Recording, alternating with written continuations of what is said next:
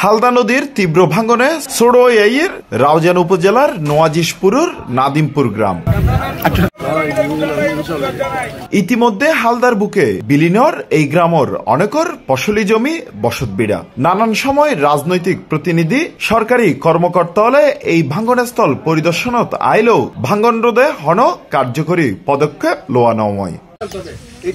জুলাইয়ের 7 তারিখ বিকালে নদী পারত সর্বস্তরের জনসাধারণের আয়োজনে ভাঙ্গন রোধে সরকারের জরুরি পদক্ষেপ লওয়ানোর দাবিতে মানববন্ধন ও গণসমাবেশ গড়িয়ে ভাঙ্গন কবলিত নাদিমপুরবাসী।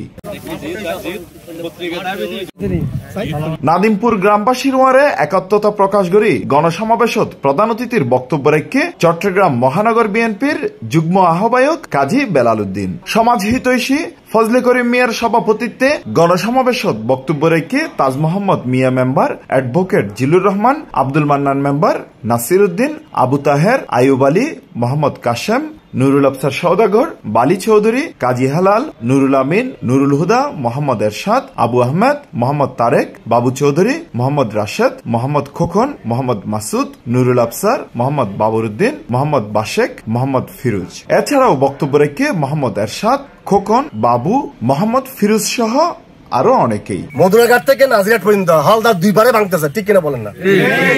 ভাঙবে এটা নদীর কাজ হচ্ছে ভাঙা, সে দুইবার ভাঙবে, একবার ভাঙবে। এটাকে আমরা রক্ষা করতে হবে নিজের গায়ে, তাহলে ইনশাল্লাহ এই হালদার ভাঙন এখানে আমরা প্রতিরোধ করতে পারবো। এখানে কি করতে হবে?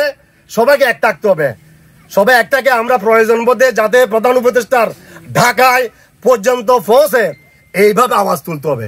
দীর্ঘদিন ধরে এলাকাবাসী বাঁধ নির্মাণ ও স্থায়ী প্রতিরোধক ব্যবস্থা দাবি করিয়াইয়ের, কিন্তু এখনো পর্যন্ত কার্যকর হন ব্যবস্থা গ্রহণ করা নয়, যার ফলে এই বর্ষাত আরো অনেক জমি ঘরবাড়ি ভাঙ্গনত আজি যাইবর আশঙ্কা আছে।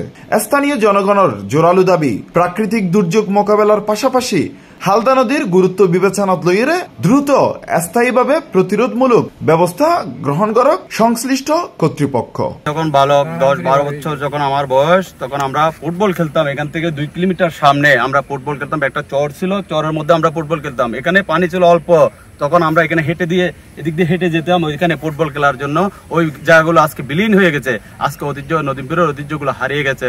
শৈশবের ফুটবল খেলার মাঠগুলো আজকে হারিয়ে গেছে, ফসল জমি হারিয়ে গেছে।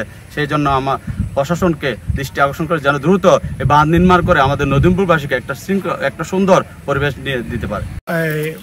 জরুরি ভিত্তিতে কর্তৃপক্ষকে আমরা আহ্বান করব যাতে এইটা এই ভাঙন রোধে এটা এই কাজটা নির্মাণ করে।